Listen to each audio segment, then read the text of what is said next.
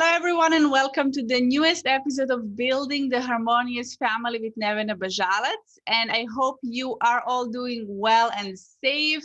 And thank you for always being here and listening to our podcast. Today, my guest is coming to us here from Dubai. She's an entrepreneur, lawyer, mother of two, and she will talk to us about not such easy topic. And I want to really appreciate her today for being here and sharing with us about dealing with critical illness in the family, with your child specifically. And she will tell us a little bit more about her journey and her success despite the circumstances happening in the family. Her name is Beenish Haider. Hi, Beenish, and welcome to the show. Thank you so much for being here. Hi, Nevana. Thank you so much for having me. It's a pleasure. And of course, Well, any platform that I can share my experience on, I'd be more than happy. Beautiful. Thank you for being here. And before I heard a little bit about your story, so I'm excited and really appreciating and grateful for you sharing it with others, because some families are going through a similar situation that is very difficult situation. And we would love to hear your mindset, your tips, and how did you overcome and dealt and still dealing with it. So before I ask you all of these questions, can you start and share a little bit with us your journey, your parenting journey? How long you've been mother and how was that going so far for you? Definitely, Nirvana. Unlike most expat mothers, I'm a mother that got married 6.5 years ago and became a mother literally 5.5 years ago. So we didn't give that time. I have two kids. I have a son who is 5 years old and I have a daughter who is 2 years old. Well, fortunately or unfortunately, alhamdulillah, things have been very well with my son, going to school, like a standard, normal, routine kid life, right? Some extracurriculars here and there. But with my daughter, she got diagnosed with leukemia around 4 months ago. Actually, sorry, 5 months ago.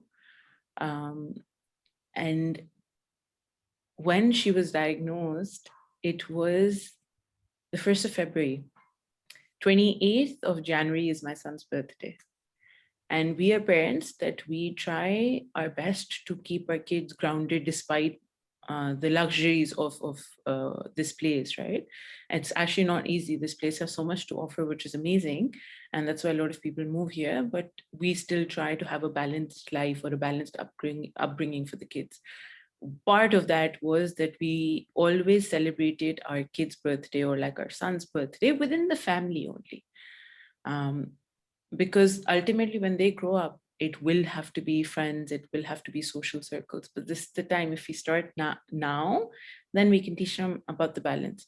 So his 5th birthday was the only and the first birthday since his childhood that we actually celebrated with a few friends. Called them over, called a few of his friends, which was 29th of January. And you know how you normally see it in movies and you normally see it in like podcasts or coverages that the house is full of happiness and you're celebrating. During that time, just a week before his birthday, my daughter had started showing a bit of symptoms. She was not able to walk. She had some fever, a few things like that. So we thought, okay, like any parents, you thought maybe it's fever, maybe it's some viral. We started taking her to the GP. And it was the weekend for my son's birthday. So of course, most of the GPs were off that we were consulting. So we thought, okay, let's just get done with the birthday and we'll go to the hospital because it's not improving. So we did that, celebrated the birthday, amazing themed birthday, had a few friends over. The next day when you wake up, right, you're just disorganizing everything, decluttering, managing. But she was really not feeling well. So we just left everything as is and we head to the hospital to get her checked. Walked into the emergency 30th January, stayed there for 1 month. So that was just us walking into the emergency. And that's exactly what you see in movies. One day's happiness or there's someone's wedding. Yeah. And then there's such a critical illness that within less than 24 hours, there's a 360-degree change. So we just walked in with a few things, walked into the emergency of the Dubai hospital and just came out a month after. That's when we found out. Of course, they started doing tests. They could, of course, see the symptoms. They suspected what it was. And the same night, we got admitted into oncology emergency. That gave me a hint, of course. Being a working mother, being a mother that's always tried to take things heads on, I could, of course, join the dots, right? While the doctors didn't want to say anything till the final diagnosis came. But I understood we're in peds oncology, emergency, why would we be there? That's it. Her diagnosis came on 1st of February. She was diagnosed with leukemia. Little did I even know what are the causes, what are the age groups. Of course, then I started researching, I started working on it. Since then, it's just been on the go. We've been hands-on with her treatment. Of course, there have been some complications as well, because this disease is one that cannot really move on into its treatment without complications here and there. We've had some situations, but we're trying our best to manage it. We're still trying, we still have full-time jobs, so we're still working. We're still trying to give our son the balanced life that we can. And oddly enough, very, very oddly, we moved 5 times in these 6 months. So as small as it may sound, but with the hospital trips, with our son, with work, moving houses, not once, twice, but 4 to 5 times is genuinely not something that comes easily. But it's okay. We are where we are right now. Actually, after your podcast, I have to go pick her up from the hospital. This time Daddy was with her at the hospital, and that's how we've also tried for it to be sustainable between us as a couple. Because if I were to say, I don't want to say too much, I'm sure you have questions, yes, but please tell me. But another thing that was important for us, let alone, of course, our own bond as spouses, but sustainability for each other. Only as a mother, I could not have run all the hospital trips. Only as a father, he could not have run all the hospital trips. So we divided that in interest. It's been just a whirlpool. In between, the hospital also changed their COVID rules. So before, initially they didn't even allow my husband to stay because they said it's only a female ward. After that, we spoke to them, we got permission, told them our situation, because my son, of course, also needed me to be there. Spoke to them, got permission, and then the rule was that at every admission, my daughter would get a COVID test, and both of us as escorts would get a COVID test, and then we'd switch. And very recently, they've also changed their COVID rule, and they've now come up with a rule that any escort that steps out for more than 24 hours needs another COVID test. That means before we used to, if it was say like 2 weeks, we used to divide 4 days and 4 days and 4 days and 4 days, again, for it to be sustainable, right? But now, every time you go back after 4 days, you need another COVID test and another COVID test and another COVID test. So we again changed the way that we would make it sustainable for each other. We're through and through. We've gone through, say, roughly around 3.5 months of treatment. It took us 5 months because of some complications. We're expected to undergo some extraneous chemotherapy for another 4-5 months. She was 2, now she's almost 2.5. I think this year is going to be treatment only. And after that, we expected that if the doctors give a clear and they advise that she's in remission, then we go on oral medication for a year or 2.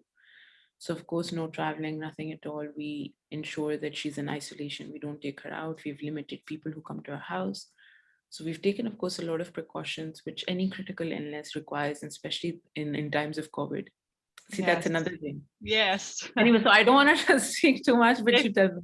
It's like additional complication. I mean, saying that and testing, and wow, it's just so much. So I want to ask you, I want to start with first getting the diagnosis, right? You said 1st February.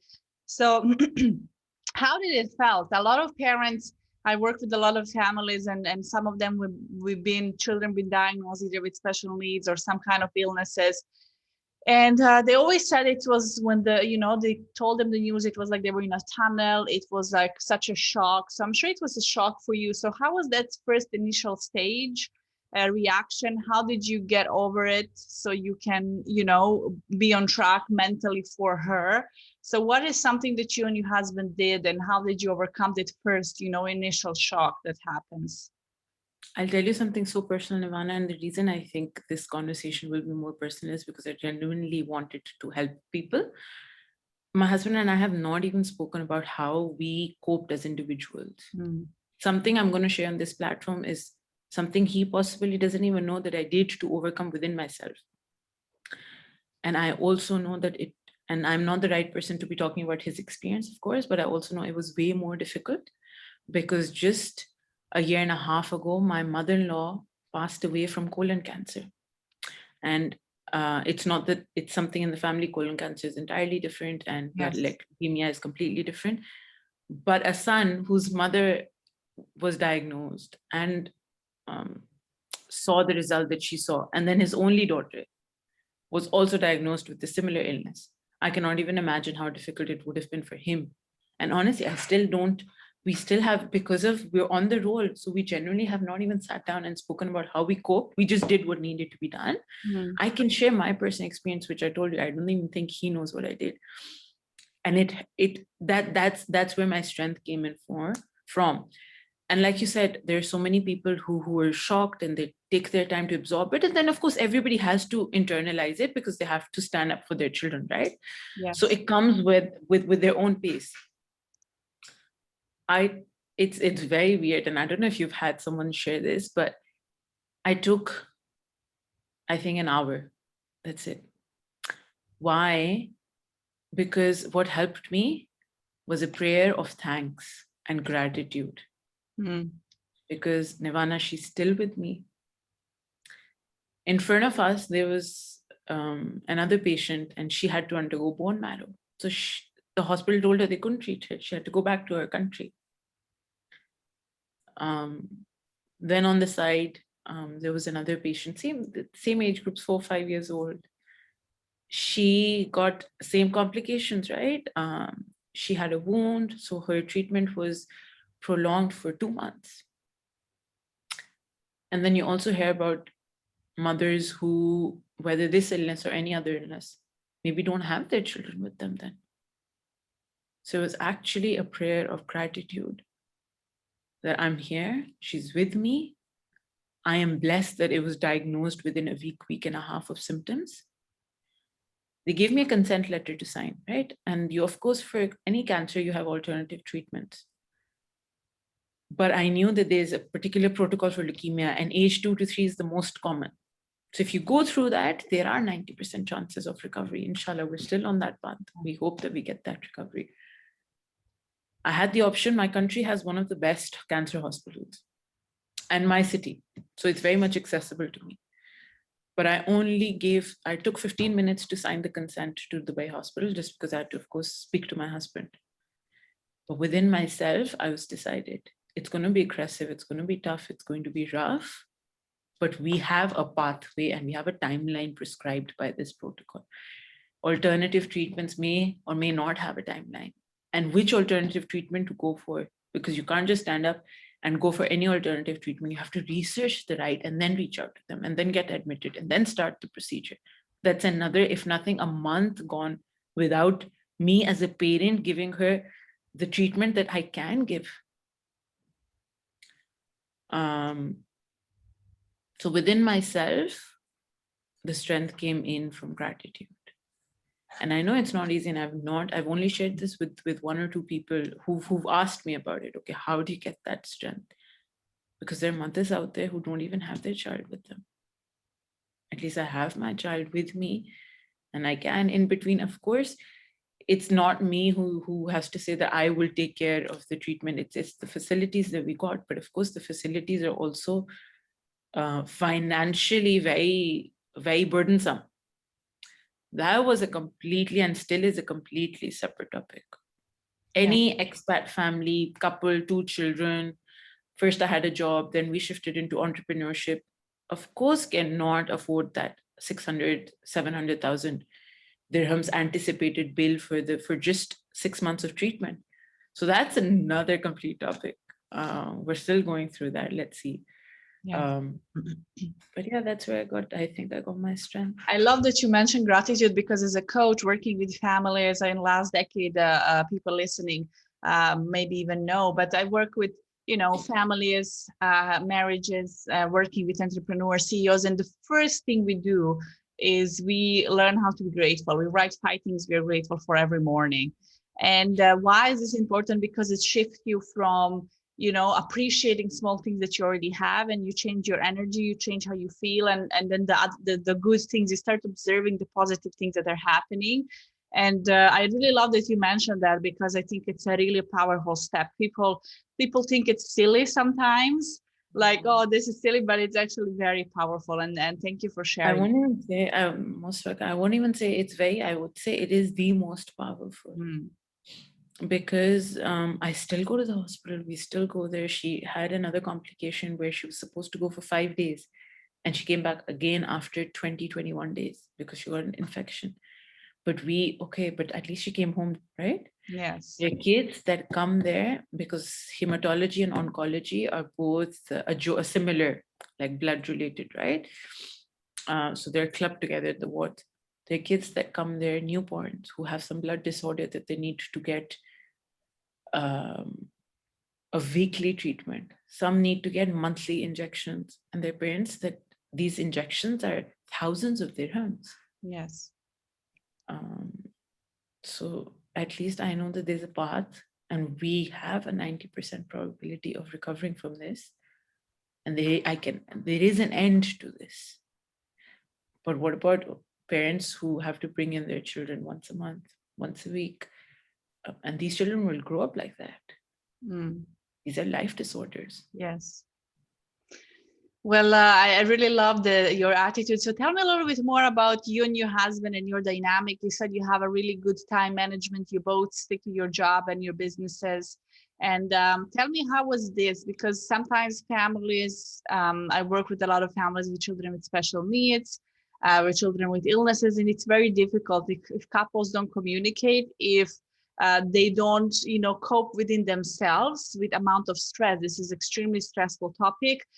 They sometimes just, sometimes over years, they, especially like you said, those parents who is for the rest of the life, like something like special needs, they sometimes don't know how to communicate, how to cope. They're both hurt from this situation, and a lot of couples simply don't survive. But I love that you mentioned that you and your partner are partners, and that you work together as a team. So what are some things that you did to stay, to become even stronger, let's say, to become even stronger? What are some things you and your husband did? I think as a coach, you're not going to agree to what we did. We very rarely speak about this because we're so focused, we're so strong. We actually both know as parents what we need to do. What's the point of talking? Of course, emotionally, we can speak about it, but we don't even as much, because we both understand each other's personality. We're completely different in personalities. But we both understand each other so well that without having that conversation, he very well knows what answer he's going to get from me. That, okay, like, how do you feel? And I'm just going to say, I'm thankful. And I know the answer that I'm going to get from him. If I talk about it, he's going to tell me I have a focus and I have to achieve that.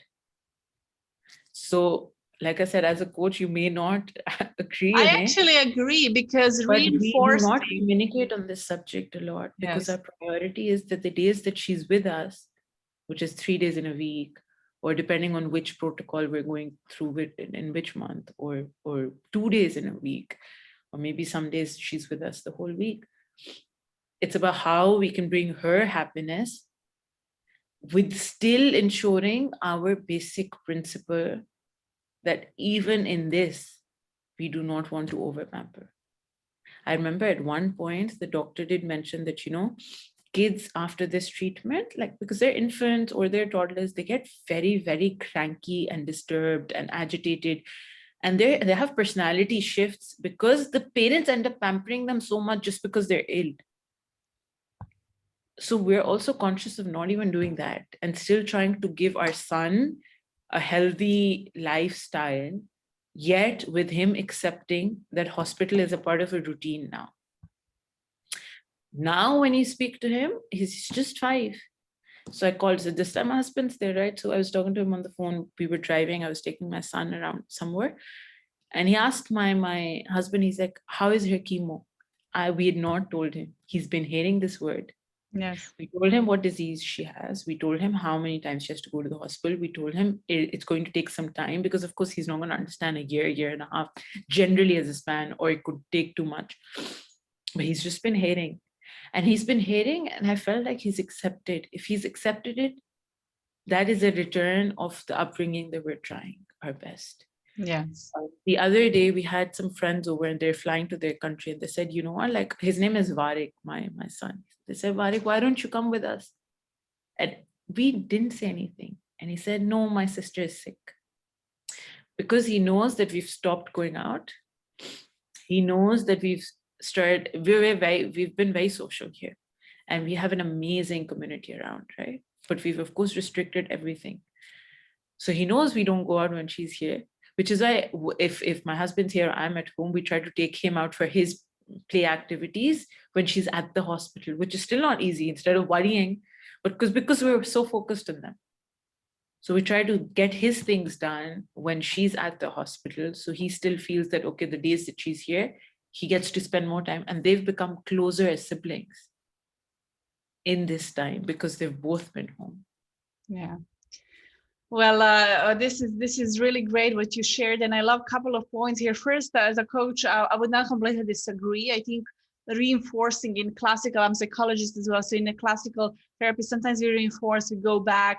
I think it's very important to have tools to deal. So if you deal with stress, with grief, with fear, as a coach, right, I can give tools to overcome that, but necessarily reinforcing and talking about it. I think what you and your husband did, you shift on the future, on what you want to achieve, and you both have the same goal. And this also helps you get that energy for your business and for your daughter.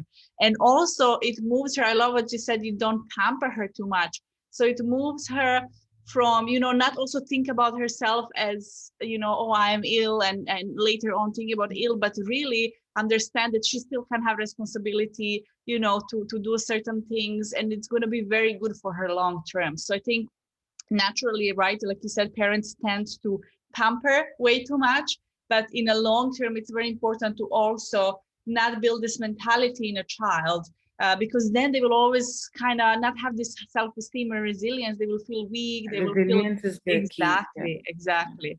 So and Beenish, resilience in these diseases is most important in the patient themselves. No matter how yes, resilient we are as family, yeah, she's the one going through it. So yes, I'm not even feeling what she's feeling. And sometimes parents forget that. They say, oh, my yes, child, my child. Do you sit and think what the child is going through? yes, So the resilience in the child, it's not easy, of course, the strength, resilient. So we've done a yes, few things that we've tried to do around that and acceptance of the hospital. It's very interesting. She's in this way, she's gotten more gifts from our friends and family than her own parents. But the gifts that we bought her a doctor's set because she sees doctors. yeah, So now the stethoscope, she goes into her admission. So we've tried to make that a bit fun. We've yes, tried to name the doctors. Now she waits, she's friends with them. So, okay, let's go. Then we try to dress her up as a doctor every time she goes. So and the nurses know, they expect that. So she checks the doctor with her stethoscope because of course they deal in peds. So they're used to being so friendly to kids, right? yes. So she's checking the doctor with her set and he's checking her. So a few things around that we've tried to work around psychologically. But the other dancing dolls and a few others are more gifts from the friends and family, not even from her parents. And that's a great idea. Thank you for sharing that. I think it's very important because some children, they spend a long time in hospital, so it's very important that they develop good, good relationship and good feeling about it.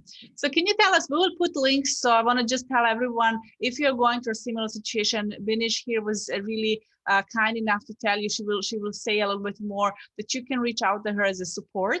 We will also put some links and website about, she's a lawyer, she has her own consultancy business. So we're going to put links so you can connect with Beenish, reach out if you want to speak with her directly in the description of this episode. But Beenish, can you give one last advice as we are wrapping up? One last advice if parents are going through a similar situation, what should they do, and what is something else that you would like to add to this conversation?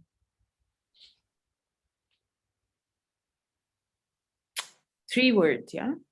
Gratitude, you already know that. Resilience, and a bigger vision. Mm-hmm. You're not the doctor.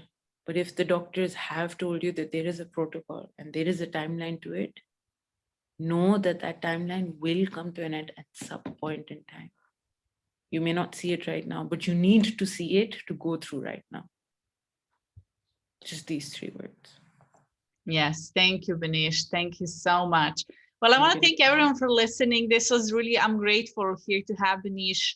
I have never been through something like this, and I cannot even imagine how it is. And really love, Beenish, how resilient and strong you are to come here and share, because this will help many parents who are maybe going through a similar situation. If I can, I think when we were talking off record, I told you that because I'm juggling between so many things and I'm trying to do my best, I genuinely did not have time to reach out to support groups. But I know that there's so many support groups out there that can be of help. So do not hesitate reaching out to support groups. Please, if I can do anything, I'm always here. Do not hesitate to reach out to me. You'll have the details. It would be a pleasure, even if just one call, you want to go out for a coffee and have a chat about it, I'm always here. Thank you. Thank you for your really for your big heart, Beenish. And we wish your daughter a really quick recovery. We wish your business to continue thriving and to see her around Dubai in the playgrounds and with other children in school Definitely. very, very soon. Okay, everyone, thank you for listening. Thank you for being here. And make sure to subscribe to this podcast, download the episode, share with others so they can benefit as well. I will see you in the next one.